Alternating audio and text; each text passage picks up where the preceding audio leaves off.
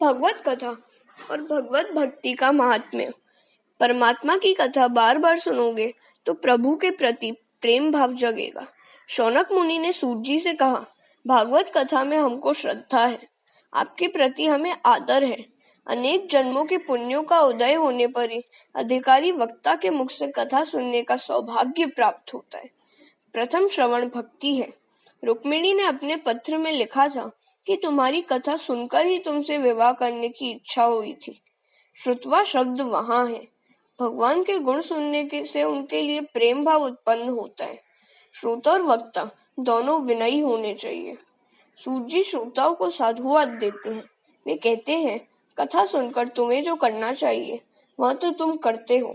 तुम शांति से सुनते हो तो मेरा मन भी भगवान में स्थिर होता है। तुम ज्ञानी हो, प्रभु प्रेम में पागल हो, परंतु मेरा कल्याण करने के लिए प्रश्न पूछते हो। कथा सुनाकर मैं तो अपनी वाणी को पवित्र करूंगा। शिव महिम्न स्तोत्र में पुष्पदंत ने भी कहा है कि शिव तत्व का वर्णन वैसे तो कौन कर सकता है। मैं तो अपनी वाणी को पवित्र करने चला हूँ। आरंभ में सूतदेव जी सुखदेव जी को वंदन करते हैं, फिर भगवान नारायण को वंदन करते हैं। नारायणम नमस्कृत्य। भारत के प्रधान देव हैं नारायण। श्री कृष्ण गोलोक में पधारे। सभी अवतारों की समाप्ति हुई, किंतु नारायण की न तो समाप्ति हुई है और न ही होगी। भारत की प्रजा का कल्याण करने के लिए वे आज भी तपश्चर्या कर रहे हैं। श्री शंकराचार्य जी को नर नारायण का दर्शन हुआ तो उन्होंने कहा कि मैं तो महान योगी हूँ, इससे आपका दर्शन कर सका हूँ, किंतु कलयुग के भोगी जन भी आपके दर्शन कर सके, ऐसी कृपा कीजिए। भगवान ने उन्हें उस समय बद्री नारायण के नारद कुंड में स्नान करने का आदेश दिया और कहा कि वहां से तुम्हें मेरी जो मूर्ति मिलेगी उसकी स्थापना करना। बद्री नारायण भगवान की स्थापना शंकर स्वामी ने की है। शंकराचार्य का प्रथम ग्रंथ है विष्णु सहस्त्र नाम की टीका। मन से मानस दर्शन का पुण्य बहुत लिखा गया है। नारायण को मन में प्रणाम करो, जो जय बद्री उसकी काया सुधरी। बद्री नारायण तीर्थ में लक्ष्मी की मूर्ति मंदिर के बाहर है। तपश्चर्या में स्त्री, द्रव्य, बालक का संग बाधादायी है। नारायण ने लक्ष्मी जी से कहा, तुम बाहर बैठकर ध्यान धरो, मैं अंदर बैठकर ध्यान धरूंगा। एक भक्त ने बद्री नारायण के पुजारी से पूछा कि इतनी कड़ाके की सर्दी में चंदन से ठाकुर जी की पूजा क्यों करते हो? पुजारी ने उत्तर दिया, अपने ठाकुर जी कठोर तपश्चर्या करते हैं, जिससे शक्ति बढ़ती है और ठाकुर जी को बहुत गर्मी लगती है, सो चंदन से पूजा की जाती है। सूत जी सरस्वती और व्यास जी को वंदन करके कथा का आरंभ करते हैं। जिस धर्म से मनुष्य के दिल में श्री कृष्ण के प्रति भक्ति जगे, वही धर्म श्रेष्ठ है। भक्ति भी ऐसी होनी चाहिए कि जिसमें किसी भी प्रकार की कामना न हो। निष्काम व निरंतर भक्ति से हृदय आनंद रूप परमात्मा की प्राप्ति करके कृत्य कृत्य हो जाता है। सूत जी कहते हैं, जीवात्मा अंश है और परमात्मा अंशी। अंशी से अंश अलग हो गया है और इसलिए वह दुखी है। अंशी अर्थात परमात्मा में मिल जाने पर ही जीव कृतार्थ होता है। परमात्मा कहते हैं, तू मेरा अंश है, तू मुझसे मिलकर कृतार्थ होगा। नर नारायण का अंश है। अंश नर अंशी नारायण में जब तक मिल न जाए तब तक उसे शांति नहीं मिलेगी। मैंने यह नियम निश्चित किया है कि अपने परमात्मा का आश्रय लेकर उनके साथ मुझे एक होना है। किसी भी प्रकार से ईश्वर के साथ एक होना है। ज्ञानी ज्ञान से अभेद सिद्ध करता है तो वैष्णव महात्मा प्रेम द्वारा अद्वैत अभेद सिद्ध करते हैं। प्रेम की परिपूर्णता अद्वैत में ही है। भगवान और भक्त अंततः एक ही हो जाते हैं। गोपी और कृष्ण एक हो गए थे। जीव और ईश्वर कैसे अलग हो गए, इसकी चर्चा करने की जरूरत नहीं है। ईश्वर से जीव का वियोग हुआ यह सत्य है। यह वियोग कैसे और कब से हुआ, इसके विवाद में समय का व्यय करने की कोई आवश्यकता नहीं है और इससे कोई लाभ भी नहीं है। धोती पर दाग लगने पर वह कब और कैसे लगा, इस पर ही सोचते रहने से वह दाग दूर नहीं होगा। उस दाग को दूर करने पर ही धोती स्वच्छ होगी। इसी तरह ईश्वर से मिलने का प्रयत्न करें, यही इष्ट है। जब जीव निर्भय बनता है तभी वह भाग्यशाली होता है। जिसके सिर पर काल का भय है वह निर्भय कैसे हो सकता है? भाग्यशाली तो वह है जिसे मृत्यु का भय नहीं है। ध्रुव, पांडव, व्रज भक्त धन्य है कि जिनके अधीन काल था। ईश्वर को यह पृछा और अपेक्षा होती है कि मनुष्य को दी गई बुद्धि और मन का उसने क्या किया। जीव को मृत्यु के दिन अर्थात हिसाब देने के दिन भय लगता है। जिसका जीवन साफ है उसका हिसाब साफ है। जिस दिन इनकम टैक्स का अधिकारी किसी गृहस्थ से 1,00,000-2,00,000 रुपए का हिसाब मांगता है तो वह गृहस्थ डर जाता है। तो फिर जब ईश्वर सारी जीवन का हिसाब मांगेगा तो क्या दशा होगी? क्या इसका भी कभी विचार किया गया है? किए हुए पापों की याद अंतकाल में जब आने लगती है तो जीव भयभीत हो जाता है। जब तक मृत्यु का भय है तब तक जीव को शांति नहीं मिलेगी। भगवान जब जीव को अपना लेते हैं तब भगवान का सेवक काल जीव का कुछ भी अहित नहीं कर सकता। हरे कृष्ण। उपनिषद में कहा है, जीव और ईश्वर साथ साथ बैठे हुए हैं, फिर भी जीव ईश्वर को पहचानता नहीं है।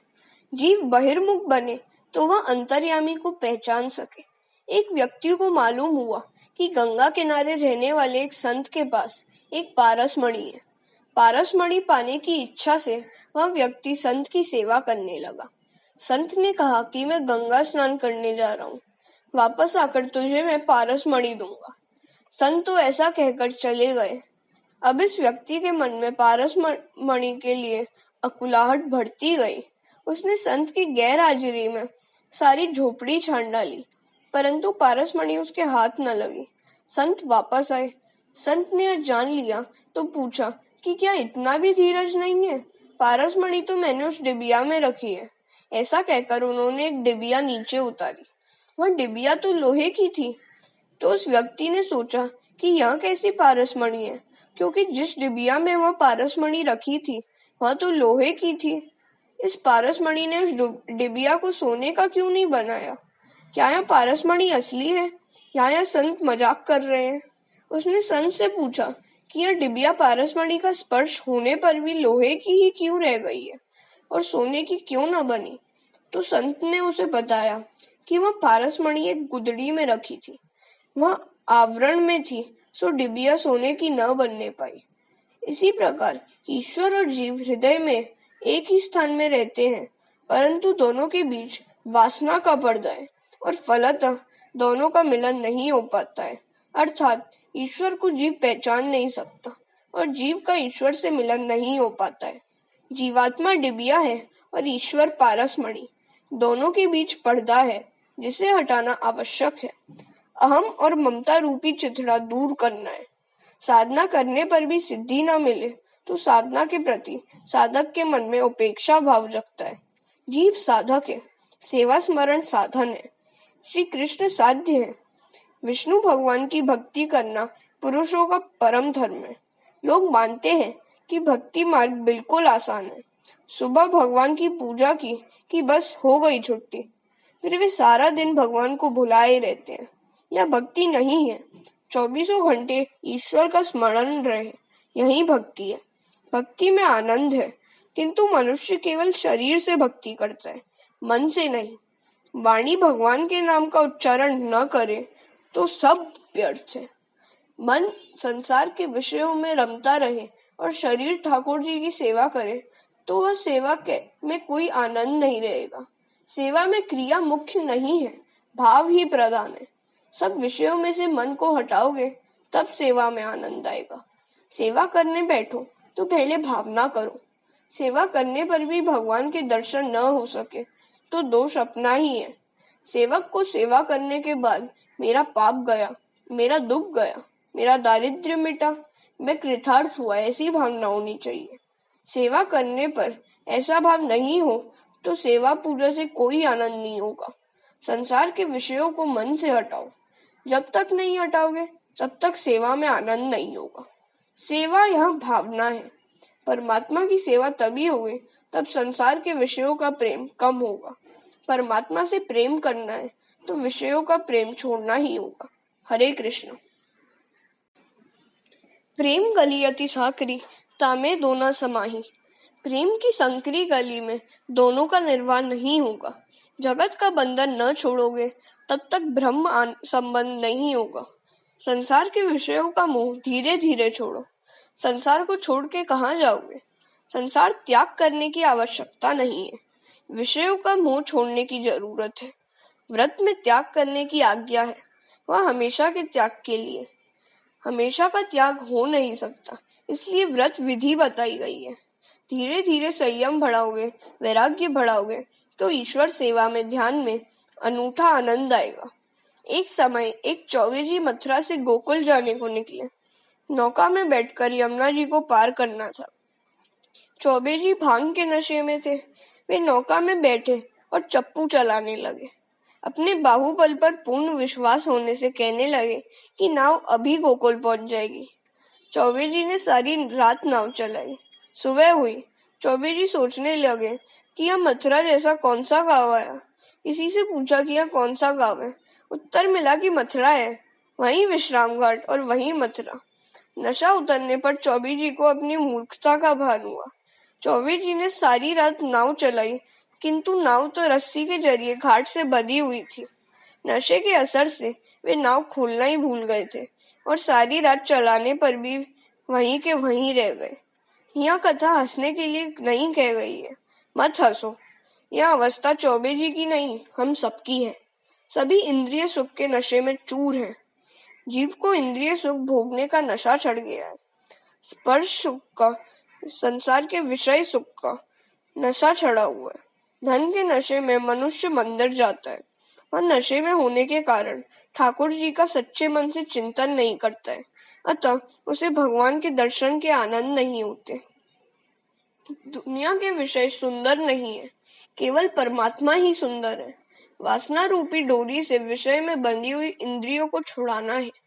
वासना किसी को आगे नहीं बढ़ने देती। वासना की डोरी को नहीं तोड़ोगे तब तक आगे नहीं बढ़ सकोगे। वासना रूपी डोरी से जीव की गांठ संसार के साथ बंधी हुई है, उसे छोड़ना है। हृदय में कोई वासना नहीं रहेगी तब तक भक्ति से आनंद नहीं मिलेगा। सर्वोत्तम वस्तु का भगवान को अर्पण करना ही भक्ति है। बिना वैराग्य के भक्ति रोती है। भोग भक्ति में बाधक है। संयम और सदाचार बढ़ाओगे तो भक्ति से आनंद मिलेगा। सुखी होना है तो संसार के विषयों के साथ ज्यादा प्रेम मत करो। घर में ही वैराग्य की साधना करो। बिना वैराग्य के ज्ञान और भक्ति की शोभा नहीं है। ज्ञान और वैराग्य सहित भक्ति बढ़े तो ईश्वर का साक्षात्कार होता है। ज्ञान मार्ग में इंद्रियों का निरोध करना पड़ता है। भक्ति मार्ग में इंद्रियों को प्रभु मार्ग में ले जाना होता है। सुगंध लेने की इच्छा हो तो ठाकुर जी को फूल अर्पण करने के बाद उसकी सुवास लो। ब्रह्म संबंध को सतत बनाए रखने से जीवात्मा का कल्याण होता है। वेद भी उसी वासुदेव भगवान का वर्णन करते हैं। उत्तम उत्तम तत्व अद्वैत तत्व है, जिसे श्री कृष्ण भगवान कहते हैं। लौकिक व्यवहार के ज्ञान में द्वैत है, ईश्वर के स्वरूप संबंधी ज्ञान में अद्वैत है। व्यवहार के स्वरूप का ज्ञान द्वैत भाव से भरा हुआ है। व्यावहारिक ज्ञान में ज्ञाता और ज्ञेय भिन्न भिन्न है। परमात्मा का ज्ञान होने पर ज्ञाता और ज्ञेय एक बनते हैं। सेवा स्मरण करने से तन्मयता होती है। ईश्वर का अपरोक्ष साक्षात्कार होता है, जिससे वह जीव ईश्वर में मिल जाता है। इसके बाद वह यह नहीं कह सकता कि मैं ईश्वर को जानता हूँ। वह ऐसा भी नहीं कह सकता कि मैं ईश्वर को नहीं जानता। गोपी सब में श्री कृष्ण को देखकर जीव भाव भूल गई थी। श्रुति वर्णन करती है कि वहां ना तो मैं रहता हूँ और न तू। वृत्ति ब्रह्माकार हो जाती है। श्री कृष्ण के स्वरूप का जिसे अच्छी तरह से ज्ञान होता है, वह ईश्वर से अलग नहीं रह सकता। सब में ईश्वर का दर्शन करने वाला स्वयं ही ईश्वर बन जाता है। जीव का जीव भाव न जाए तब तक उसे अपरोक्ष अनुभव नहीं होता। इस प्रकार अद्वैत का ज्ञान बताया है। जीव और ब्रह्म का अद्वैत पीछे सिद्ध होगा। उससे पहले जीव और गुरु का अद्वैत होना चाहिए। मन से एक होना है, शरीर से नहीं। शुद्ध ब्रह्म माया के संसर्ग के बिना अवतार नहीं ले सका। 100 टन का सोना नरम होता है, जिससे उससे जेवर की गढ़ाई बनावट नहीं हो सकती। हार गढ़ना हो तो उसमें दूसरी धातु मिलानी पड़ती है। इसलिए परमात्मा भी माया का आश्रय लेकर प्रकट होते हैं, परंतु ईश्वर को यह माया बाधक नहीं होती। जीव को माया बाधक होती है। योगी जिसे परमात्मा कहते हैं, उसी परमात्मा से जो मिलता है वह जीव कृतार्थ होता है। भगवान के प्रति प्रेम बढ़ाना हो तो भगवान के अवतारों की कथा सुनो। परमात्मा के 24 अवतारों की कथा है। धर्म की स्थापना करने और जीव का उद्धार करने को परमात्मा अवतार धारण करते हैं। ठाकुर जी का अवतार तुम्हारे घर में होना चाहिए, मंदिर में नहीं। मानव शरीर यह घर है। हरे कृष्ण।